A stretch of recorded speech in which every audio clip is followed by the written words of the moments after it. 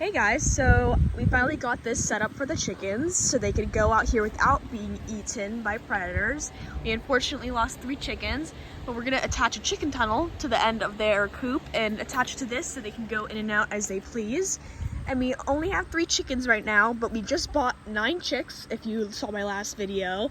So we're gonna raise those baby chicks up and then we're gonna put them with the rest of the chickens and we're gonna have quite a few chickens. So hopefully this goes well and I'll send you guys updates.